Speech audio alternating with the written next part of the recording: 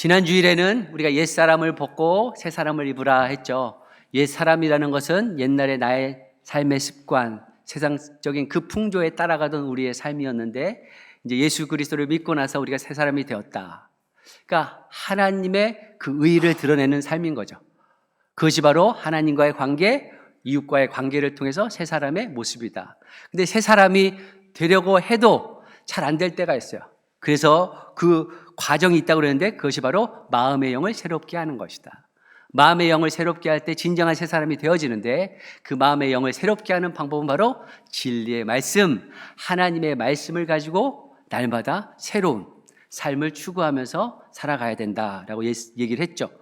오늘은 그럼 구체적으로 어떤 분야에서 어떤 삶의 부분에서 새로운 사람으로 다시 우리가 살아갈 것인가, 새로운 사람의 옷을 입을 것인가, 이것을 말씀드리고자 합니다. 오늘 읽어드린 본문 말씀은요, 바울은 우리가 어떻게 하면 새 사람이 되느냐, 어떻게 하면 우리의 삶이 바뀌느냐에 대해서 구체적인 방안을 제시하고 있습니다.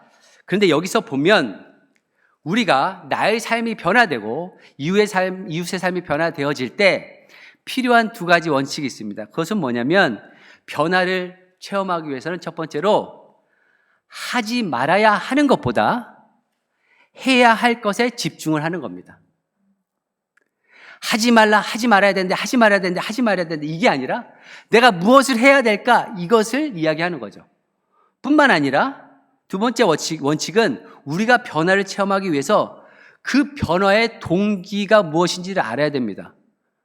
아니, 새 사람이 되어야 되겠다는 걸 알겠는데, 그렇게 변화되어져야 되겠다는 걸 알겠는데, 왜 우리가 그렇게 변화되어져야 하는지를 오늘 사도 바울을 통해서 알려주고 있는 거죠.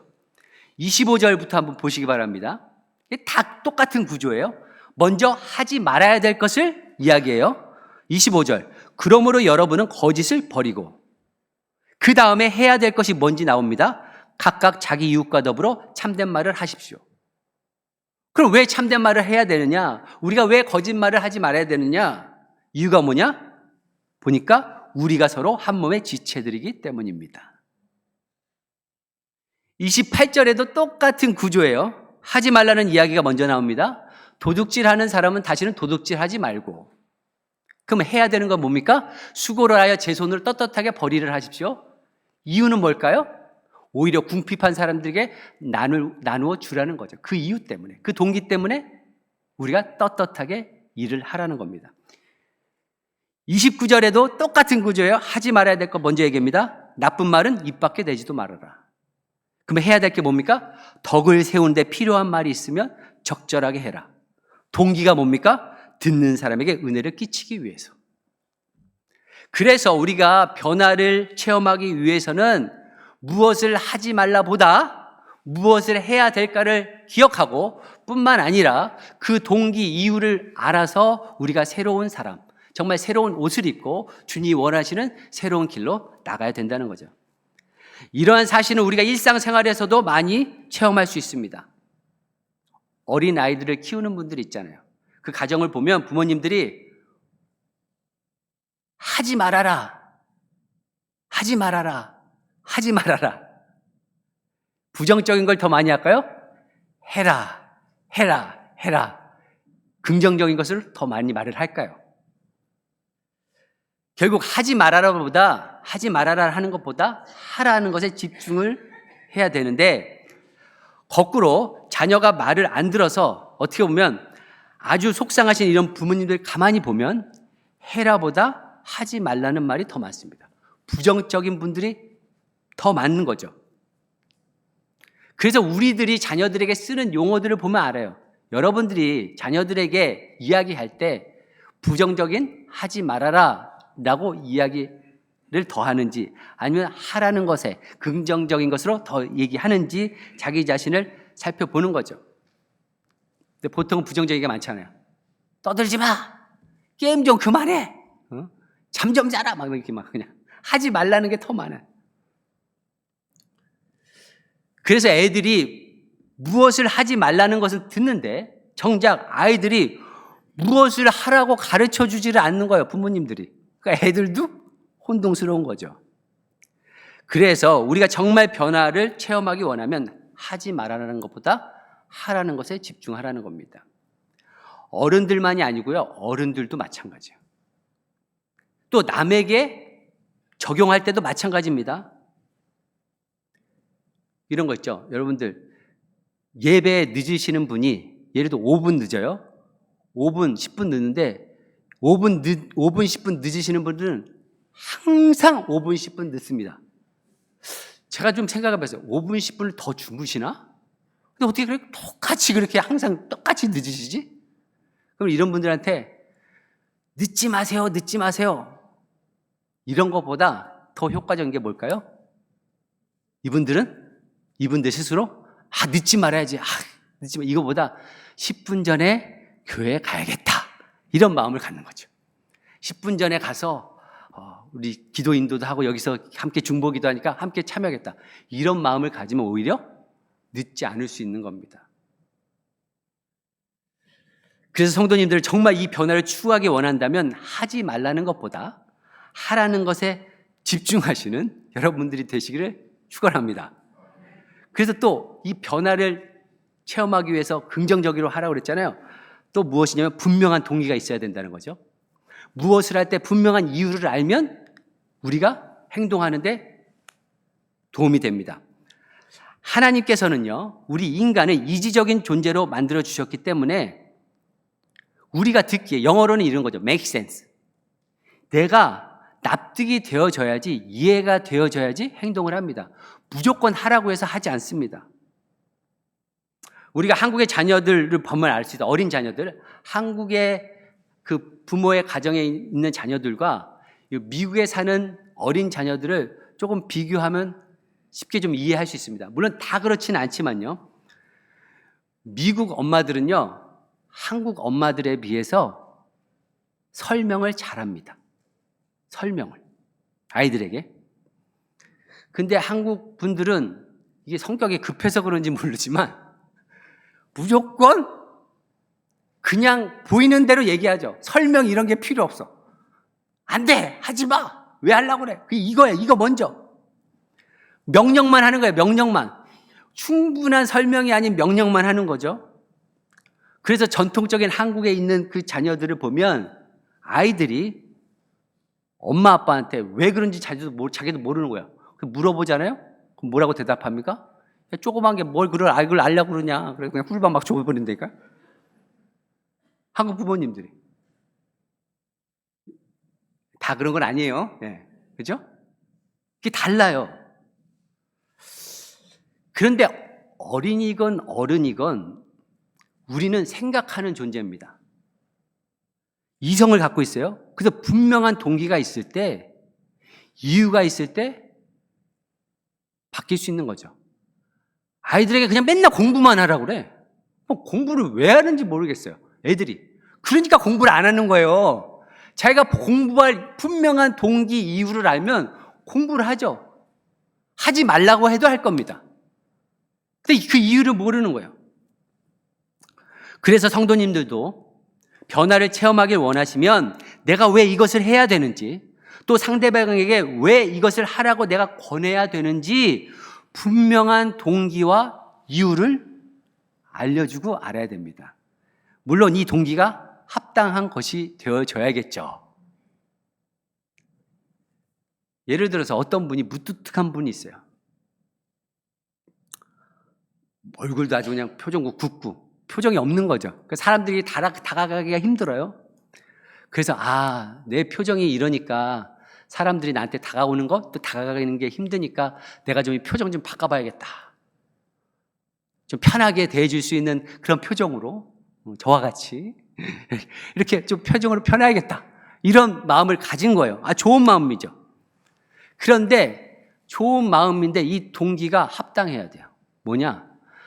사람들에게 친절하고 막 상냥하고 막 잘 대해주는데 이 사람이 누구냐? 곧 선거에 나갈 선거의 후보자인 거예요. 그러니까 유권자들한테 막 그냥 한 번도 본 적이 없는데 막 상냥하고 막 이러는 거죠. 그건 동기가 불순한 거죠. 그렇게 상냥하고 그렇게 친절한 게 오래 가겠습니까? 결코 오래가지 않는 거죠. 그런데 내가 상냥하고 친절해야 되는 게 어떤 사람을 돕기 위해서, 어떤 사람의 어려움이 있는데 그분에 대해서 내가 어떻게든 가까이 다가가서 좀 돕기 위해서 하는 상냥함과 친절함이다. 이것은 계속 지속될 수가 있는 거죠. 왜냐하면 동기와 이유가 선하기 때문에. 분명하니까 이런 거죠. 똑같이 상냥하자는 거지만 동기에서 큰 차이가 있습니다. 그런데 우리 그리스도인들의 동기는 뭐여야 될까요? 그것은 바로 성경적이어야 되는 거죠. 하나님의 말씀 안에서 동기를 찾고 우리가 행동을 하는 겁니다. 하나님이 기뻐하시는 것, 분명한 동기를 갖고 할 때 하나님께서 우리를 그 동기 가운데서 우리를 변화시켜 주는 겁니다. 하루아침에 확 변하는 것이 아니라 우리 마음 가운데 소원을 주세요. 어떤 소원? 새 사람을 입게 할, 변화될 그 모습을 바라보면서 우리 가운데 소원을 주시고 자원하는 마음을 주시고 또 기쁜 마음을 주셔서 또 그것을 행하게 하시는 거죠. 그래서 우리가 변화하기를 원하면 하지 말아라 보다 하는 것에 집중하고 내가 왜 해야 되냐 하는 분명한 이런 동기를 알아야 됩니다. 이런 원칙에 의해서 지금 사도 바울이 오늘 본문 말씀을 가지고 설명을 하고 있어요. 옛사람을 버리고 새 사람이 되어져야 되는데 그 세 가지 분야가 무엇이냐? 딱 세 가지. 말과 분노와 노동, 즉 일에 대해서 세 가지 분야에 대해서 우리가 새 사람을 입으라라는 겁니다. 첫째가 말에 관한 것이죠. 말에 관한 것. 25절에 보면 바울은 하지 말아야 될 것 먼저 얘기해요. 그게 뭐예요? 거짓을 버리고. 해야 될 것 뭐예요?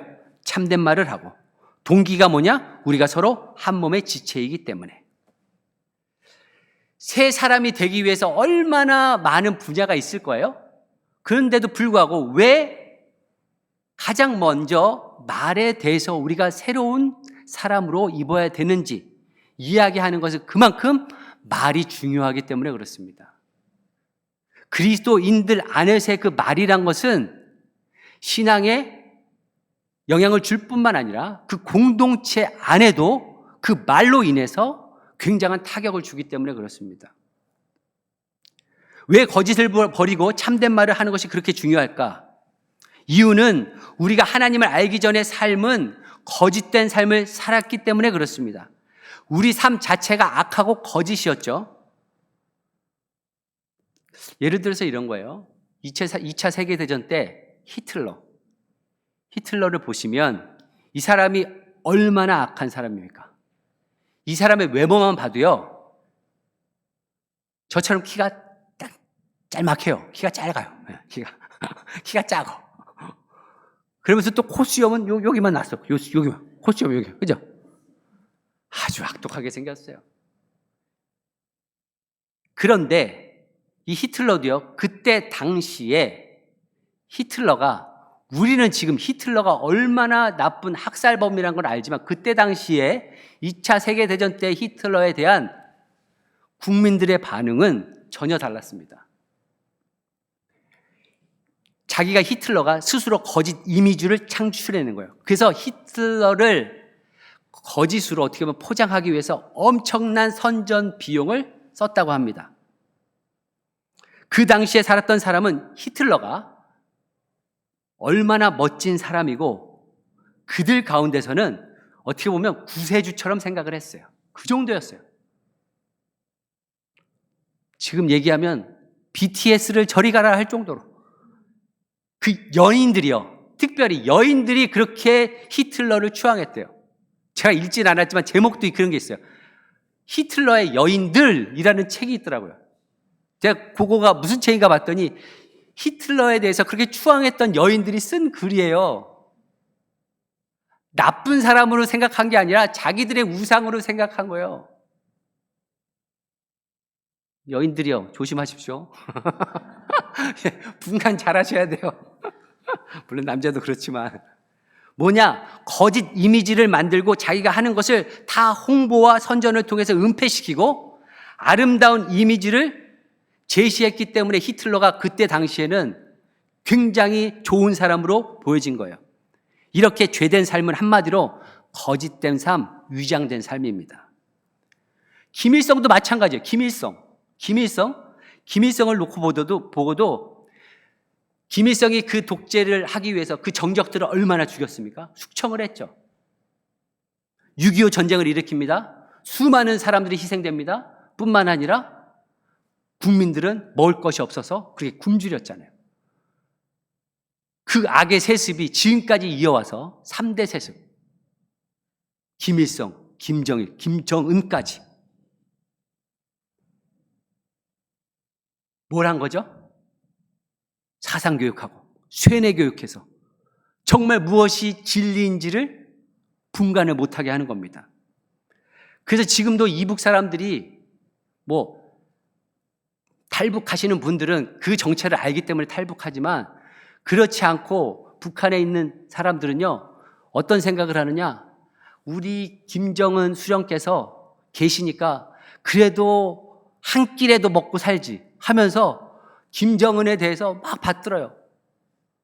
그래서 김정은이 어디 가면 아이들도 그렇고 막 엄마들도 그렇고 막 거기 나와 있는 사람들 막 꽃 흔들면서 막 울어요. 왜 그럴까요? 그럼 쇠뇌를 시킨 거예요, 쇠뇌를. 하지만 여러분들이 예수님을 영접을 하고 그 다음에 하나님의 자녀가 된 다음부터 이런 것들이 보이기 시작합니다. 거짓들이 보이기 시작하는 거죠. 그 중에 대표적인 것, 그것이 바로 돈 벌면 행복하다. 돈 벌면 행복하다. 이런 믿음인 거죠. 또 겉으로 성공한 것만 보고 그 사람을 막 존경합니다. 그 뒤에 그 자리까지 오기까지 어떻게 그 자리에 올랐는지 상관을 안 해요. 그래서 막 존경을 하죠. 거짓이 안 보입니다. 사실 거짓의 삶이라는 것은 히틀러나 김정은과 같은 사람을 얘기할 필요 없이 우리의 과거를 봐도 알 수 있습니다. 우리가 예수님 영접하기 전에는 거짓의 삶을 살았잖아요.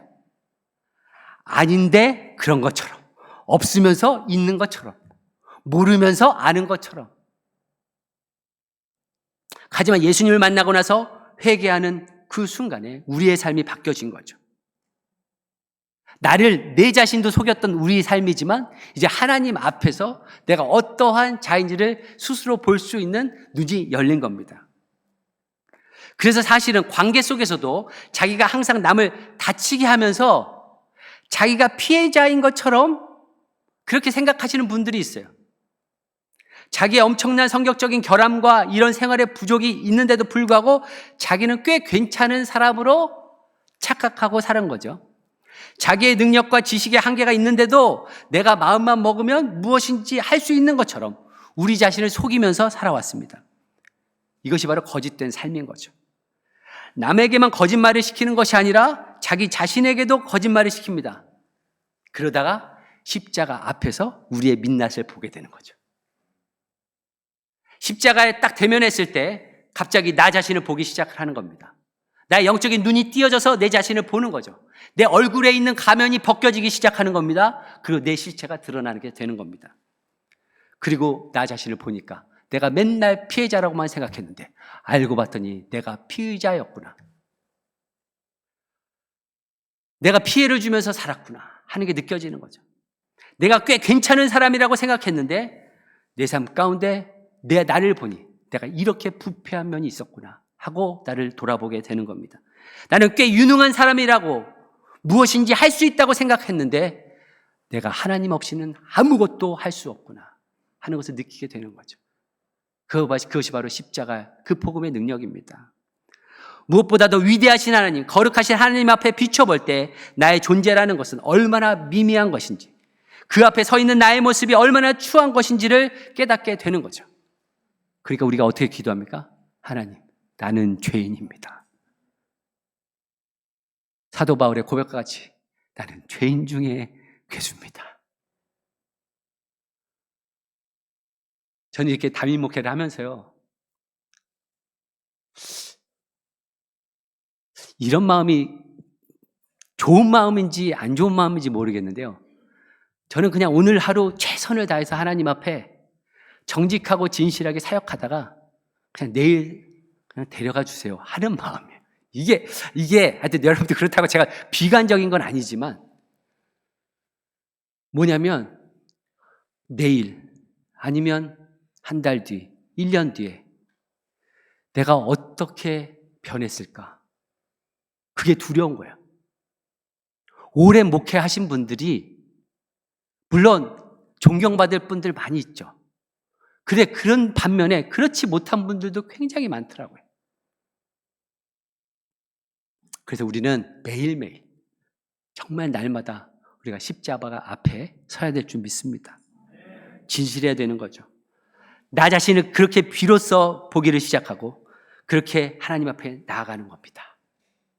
그랬을 때 우리의 모든 연약함을 죄를 용납해 주시고 용서해 주시고 이제 빛의 자녀 삼아 주셔서 세상 가운데 그 빛을 발하라고 하신 그 주님의 은혜가 저와 여러분들의 삶 가운데 있기를 축원합니다. 그래서 이제 거짓을 버리고 참된 말을 하면서 산다. 이제 두 번째 바울이 이야기하는 것은 새 사람으로 입어야 될 것이 무엇이냐? 분노라는 거예요. 분노. 첫 번째 말, 두 번째 분노입니다. 26절인데요. 26절 함께 읽어볼까요? 26절 시작.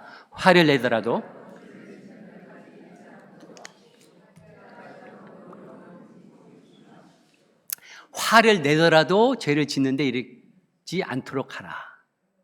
그러니까 화를 내는 것이 죄를 짓는 것은 아니라 이런 얘기겠죠. 화를 낼 수 있다는 겁니다. 노여할 수 있다는 거예요. 섭섭한 생각이 드는 것, 이런 거, 섭섭막이라고 그러는데 그런 것도 얼마든지 들 수 있어요. 사람이기 때문에, 감정이 있기 때문에 그렇습니다. 하지만 이 섭섭한 마음이나 분노의 마음, 화나는 마음을 그냥 내버려둬서는 안 되는 거죠. 그 감정을 어떻게 처리하느냐에 따라서 그것이 죄가 될 수도 있고 죄가 안 될 수 있다는 거예요. 그래서 바울은 어떻게 권면합니까? 해가 지도록 노여움을 품고 있지 말라. 해가 지기 전에 풀라는 거예요. 화난 일, 분노한 일이 있을 수 있지만 해가 지기 전에 풀어라. 그럼 왜 이렇게 해결을 하라고 할까요?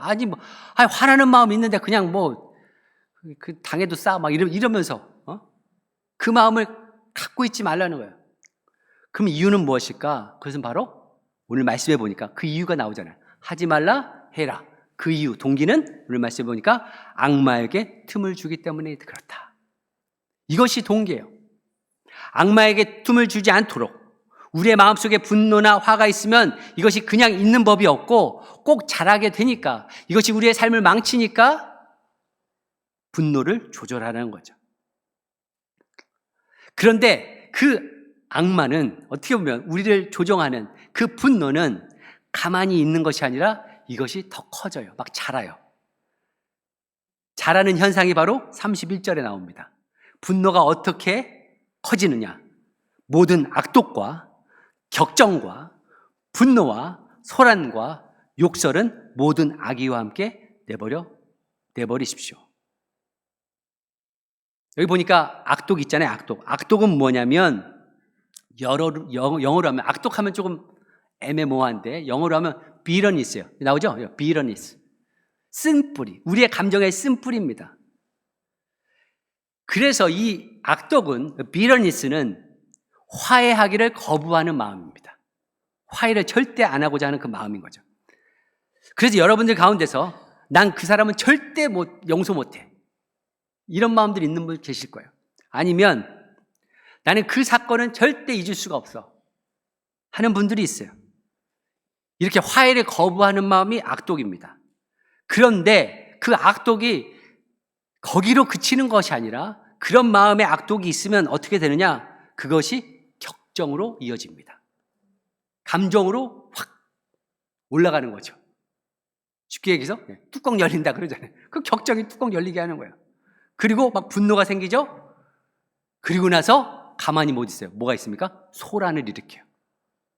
나한테만 겪는 그런 마음이 아니라 이것을 다른 사람들에게 다 얘기를 해서 막 소란을 일으킵니다. 내가 얼마나 이렇게 억울한 일을 당했는지를 막 불어야 돼요. 내가 얼마나 깊은 상처를 받았는지를 사람들에게 막 호소하는 겁니다. 이것이 바로 소란입니다. 그 다음에 오는 것이 뭐냐? 욕설입니다. 욕을 하기 시작해요. 욕을 실질적으로 내가 할 수는 없지만 막 욕하는 거예요.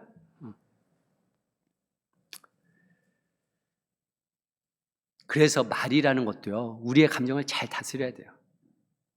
우리의 감정을 잘 다스리지 못하면 우리 가정뿐만 아니라 우리의 관계 또 교회도 큰 어려움을 겪게 됩니다. 교회를 분열시키는 게 뭡니까? 말 때문에, 말로 인한 분노 때문에, 악독 때문에, 그걸로 인해서 막 얘기하잖아요. 안 좋은 얘기 뭘 그렇게 합니까? 근데 안 좋은 얘기를 하는데 이거를 어떻게 하냐면 진실의 바탕으로서 이야기를 하는 것이 아니라 내가 들었더니 이러더라. 아니 뭐 당사자한테 듣지도 않았는데 내가 이렇게 들었더니 이렇더라. 마치 진실인 것처럼 얘기를 또 한다니까요. 물론 섭섭한 마음, 분노, 화해를 거부하는 이런 마음 있을 수는 있지만 이것을 잘 다스려야 됩니다. 왜냐하면 마귀가 그 틈을 타고 그것을 더 번지게 하기 때문에 그렇죠. 그럼 우리가 이제 어떻게 하느냐? 이건 하지 말라고 그랬으니까 그러니까 어떻게 해야 되는지 나오겠죠? 32절 말씀입니다. 함께 읽어볼까요? 32절 말씀. 맞죠? 32절 말씀 시작. 서로 친절히 대하며 불쌍히 여기며 하나님께서 그리스도 안에서 여러분을 용서하신 것 같이 서로 용서하십시오. 친절하게 대해라. 불쌍히 여겨라. 용서해라. 이것이 분노를 가라앉히고 우리가 해야 되는 것이라는 겁니다. 근데 여기 보니까 분노를 가라앉히기 위해서 제가 좀 반대로 좀 이야기할게요. 첫째가 뭐냐? 용서입니다. 용서. 어떤 분은요, 내가 그 사람을 용서했는데도 자꾸만 생각이 나요. 그러면 이것이 용서를 못한 겁니까? 아닙니다. 용서를 나름대로 했지만 기억은 남습니다. 어떤 분은 난 그 사람을 용서했다고 생각을 했는데 그 사건을 생각하자면 마음이 아픈 거예요. 그것도 용서를 안 한 것이 아니고 용서한 겁니다. 왜냐하면 우리가 용서를 해도 마음의 상처가 남기 때문에 그래요. 그 기억과 상처는 우리 가운데 남아 있어요. 아무리 용서는 했지만 그 기억이 날 때마다 힘든데 어떡합니까? 그래서 용서는 무엇이냐? 생명의 삶에도 배웠죠? 용서는 무엇이냐? 기억도 남고 상처도 남지만 내가 그 사람에게 복수하지 않겠다 하는 마음. 복수하지 않겠다는 의지적인 결단이 바로 용서입니다. 내가 복수하지 않겠다는 의지적인 결단. 저 사람이 나에 대해서 나쁜 소리를 하지만 나는 나쁜 소리를 하지 않겠다 하는 결단. 저 사람이 지금 나를 다치게 했지만 나는 그 사람에게 다시 공격하지 않겠다 하는 결단. 이건 거죠. 이걸 한 번 하는 거예요. 근데 또 생각나요. 또 힘들어요. 그러면 또 하지 않겠다. 결단하는 거예요. 2번 하는 겁니다. 3번 하는 겁니다. 10번 하는 겁니다. 100번 하는 겁니다. 예수님 뭐라고 말씀하셨죠? 7번이라도 70번씩 7번이라도 더 해라. 계속 하라는 겁니다. 그런 상처가 있고 어떤 사람에 대한 아픔이 있을 때 계속해서 용서하라고 하고 말씀하시는 거죠. 그렇게 하다 보면 어떤 일이 발생하느냐? 불쌍한 마음이 생기는 거예요. 긍휼한 마음. 근데 그 과정들이 있습니다. 내가 용서하겠다는, 그러니까 복수하지 않겠다는 그 결단. 제가 그랬잖아요. 제 아버지가 저의 원수였어요. 아버지가 원수였어요. 아니 가정에서 아버지가 원수니 참 그게 가정 꼴이 말이 되겠습니까? 그래서 제가 어렸을 때 TV 보면서도 야 저렇게 차도 사건 사고가 많이 나오잖아요. 그 몇 명 죽었다, 몇 명 죽었다, 차 사고 나가 죽었다. 아 저기에 우리 아버지는 왜 안 들어가 있지? 아 좀 그런 마음이었다니까요. 어렸을 때 내 안에 분노가 가득하 있었던 거죠. 근데 예수님을 영접하고 나서 예수님의 그 십자가의 복음을 정말 깨닫고 나서 어떤 마음이 드냐면요. 아버지에 대해서 불쌍한 마음이 드는 거예요. 아까 잠깐 누구하고 상담하다가 제가 그 얘기를 들었지만 그 정신병이라는 게 참 힘들고 어려운 병이에요. 우리 그 지역교회의 어떤 한 목사님 어머니가 저 이번에 처음 알았어요. 선망 증상이라는 게 있대. 선망 증상. 선망 증상이라고, 이게 정신적인 질환인데, 어머니가 아버지에 대해서 예전에 과거에 있었던 일을 지금 현재 일어나는 것처럼 그렇게 얘기하고 대하는 거예요. 그래서 한 가지가 뭐였냐면요, 목사님이 그러시는 거예요. 예전에 어떤 여자분이 집에 일을 도와주러 왔던 분이 있대요. 근데 이 어머니가 어떻게 생각하느냐, 그 30년, 40년 전의 일을 지금 끌고 와서 지금 아버지가 그 여자하고 바람났다, 이래 버리는 거예요. 아버지가 미쳐버리죠, 아버지가. 그게 진실로 생각을 하는 거예요.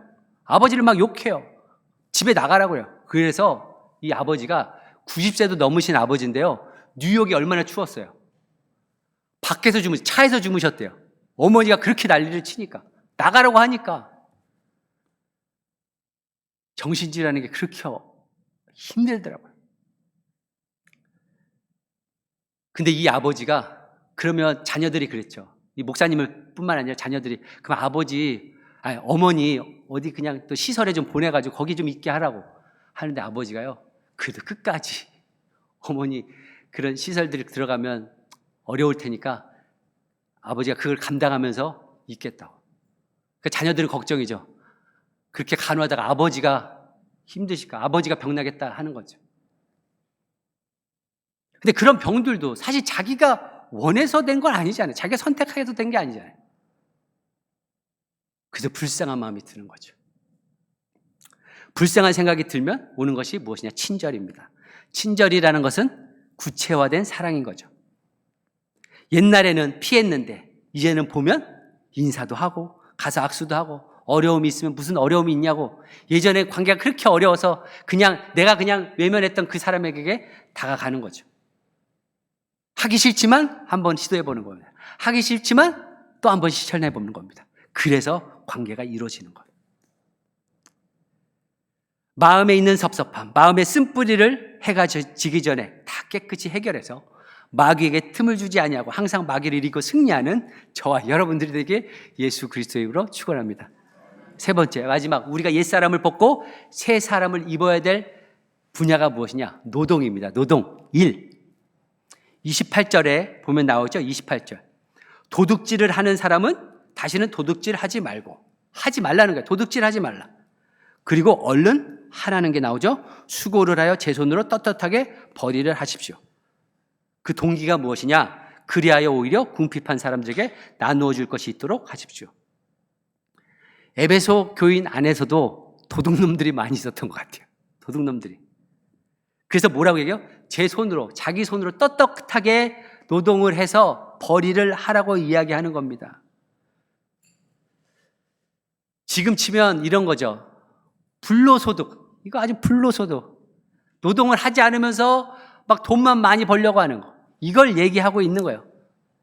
이것이 바로 옛 사람입니다.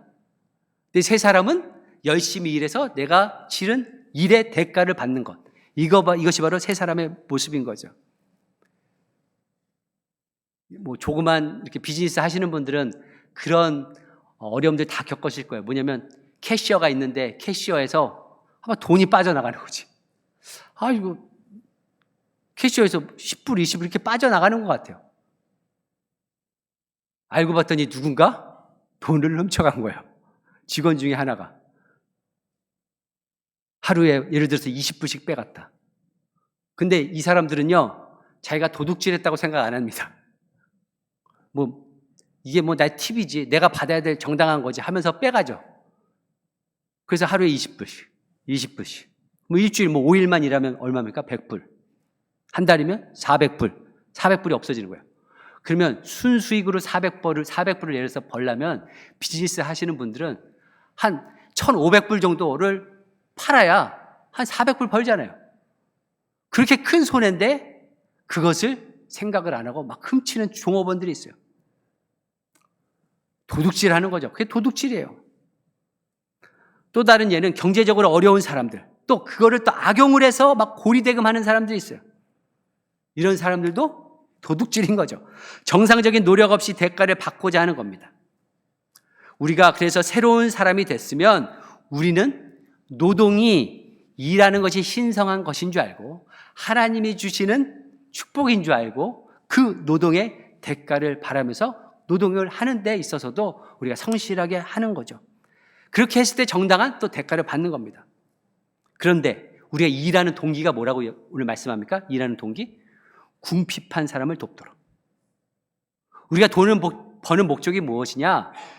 우리 주위에 어려운 사람을 돕기 위해서 돈을 번다는 거예요. 우리는 돈을 버는데 왜 벌어야 되는지 잘 모르는 경우가 많이 있어요. 세상에서도요, 책방에 딱 가셔서 돈 버는 책 한번 골라보세요. 돈을 어떻게 벌 것인지. 그러면 돈 버는 책은 엄청 많을 거예요. 돈을 이렇게 벌어라, 저렇게 벌어라, 이렇게 투자를 해라, 이렇게 얻을 것이다. 수익이 얼마다. 막 그런 책들 많아요. 그런데 돈 쓰는 방법에 대한 책 보신 분. 돈은 이렇게 써야 됩니다 하고 보신 분. 저한테 한번 추천해 주세요. 제가 사서 볼 테니까. 돈을 많이 벌려고 하는 거에 대한 책들은 많은데 돈을 어떻게 써야 되는지에 대한 책이 없어요. 확실하게 저는 제가 아는 책은 있죠. 뭐요? 성경책. 성경책은 돈을 어떻게 써야 되는지 알려주고 있어요. 오늘도 얘기하고 있잖아요. 오늘 우리가 왜 벌어야 돼요? 궁핍한 사람들, 어려운 사람들을 돕기 위해서 한다는 거죠. 그래서 돈을 버는 이유, 그냥 대표적인 거 제가 한 가지만 말씀드리고 말씀 마칠게요. 뭐냐면 가족의 필요를 채우기 위해서 먼저 우리가 돈을 버는 겁니다. 우리가 가족을 위해서 부양하기 위해서 돈을 벌어야 되죠. 우리가 돈을 안 벌면 어디 뭐 집에서 살겠습니까? 또 밥을 어떻게 먹겠습니까? 그러니까 가족 부양을 위해서 우리 자녀들을 위해서 돈을 벌어야 돼요. 근데 벌 때 우리가 원하는 것을 하기 위해서 버는 것이 아니라 우리가 필요한 것을 위해서 버는 겁니다. 영어로 하면 want가 아니라 need입니다. need. 하고 싶은 거 하고 싶은 거 내가 다 하고 싶어서 돈을 번다. 이게 아니라 우리 가정에 꼭 필요한 게 무엇인가? 이것이 필요하니까 돈을 버는 거예요. 그런데 돈을 많이 벌잖아요? 그러면 그것을 어떻게 사용해요? 먼저 우리 가족의 부양을 돕고 지키고 남을 위해서 쓰는 거죠. 그것이 하나님의 나라와 또한 이웃들에 대한 물질을 사용하는 방법입니다. 그래서 말씀을 정리하면 이거예요. 우리가 옛사람을 벗고 새사람을 입기 위해서는 우리가 이제부터 거짓말을 버리고 참된 말을 해야 됩니다. 또 분노를 다스리고 마음에 그 마귀가 틈을 주지 않도록 우리의 마음을 지키는 거죠. 마지막으로 정당한 노동을 해서 열심히 일을 해서 주를 위해서, 이웃을 위해서 쓰시는, 그렇게 열심히 우리의 삶에 수확이 있는 저와 여러분들의 삶이 되게 예수 그리스도의 이름으로 축원합니다.